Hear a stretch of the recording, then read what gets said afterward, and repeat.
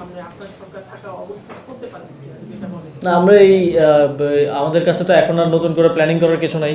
আগেরবার যখন আমরা উদ্যোগটা নেই, আমাদের বর্তমানে যিনি চিফ ইঞ্জিনিয়ার আছেন তিনি মাত্র 2 সপ্তাহের ব্যবধানে প্ল্যানিং করে আমরা প্রজেক্টে চলে গিয়েছিলাম। তো এবার যেহেতু বাকি সবগুলো উপজেলায় করছি আর একটু বড় পরিসরে হবে, ফলে আমরা একটা প্রকল্প নিয়ে সেই প্রকল্পের মাধ্যমে বাস্তবায়ন করব। তো এটা 6 মাসে পেরেছি, বাকিগুলো আমরা 1 বছরের মধ্যে ইনশাল্লাহ কমপ্লিট করে ফেলতে পারবো। উদ্যোগটা হয়ে যাবে, কাজ চলতে থাকবে, আগামী 1 বছরের মধ্যে এটা সফলতার মুখ দেখবে ইনশাল্লাহ।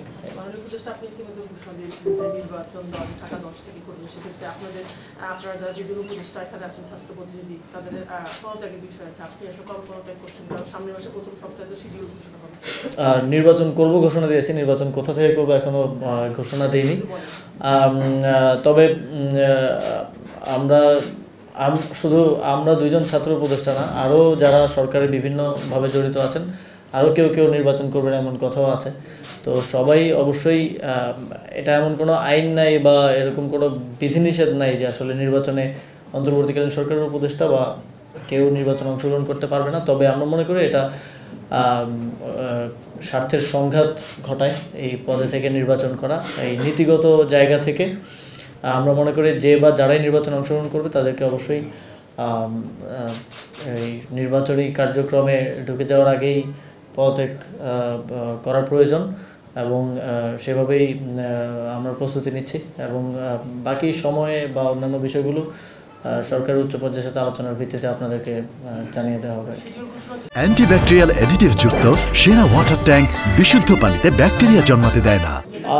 কোনো কিছুই তো এখনো ফাইনাল হয়নি, ডেটও ফাইনাল হয়নি, শিডিউল ঘোষণা, তো সবকিছু ফাইনাল হোক আস্তে ধীরে। এই একজনের সব প্রশ্ন করেন না, বাকি সিটি কর্পোরেশনের প্রশাসক এজাজ আহমেদের বিরুদ্ধে দুদক অনিয়মের একটা অনুসন্ধান শুরু করেছে, বিষয়টা আপনি কিভাবে দেখছেন? অবশ্যই যদি কোনো অনিয়ম থাকে দুদক সেটা অনুসন্ধান করতে পারে এবং যদি অনুসন্ধান করে তারা কিছু পান আমাদেরকেও জানাতে পারেন, আমরা প্রয়োজনীয় ব্যবস্থা গ্রহণ করব।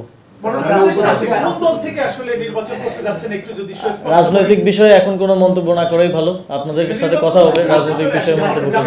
আজকে কালবেলাতে নিউজ করেছে, আপনি যেটা এখন ক্লিয়ার করেন নাই, ওখানে বলা হচ্ছে যে এনসিপিতে যাচ্ছেন না, আপনি গণ অধিকার পরিষদে যাচ্ছেন, বিএনপির সাথে আলোচনা চলছে, এই যে নানা গসিপগুলো চলছে, আপনি যদি একটু পরিষ্কার করেন কোন দিকে যাবেন? না, কালবেলা তো আমি কোনো কিছু বলি নাই বা আমি এ বিষয়ে এখন কিছু বলছিও না, কারণ আমি মনে করছি যে এখন রাজনৈতিক বিষয়ে কোনো বক্তব্য দেওয়াটা উচিত হবে না। আমি যথাসময়ে আপনাদেরকে জানাবো, আপনারা খুব দ্রুতই জানতে পারবেন।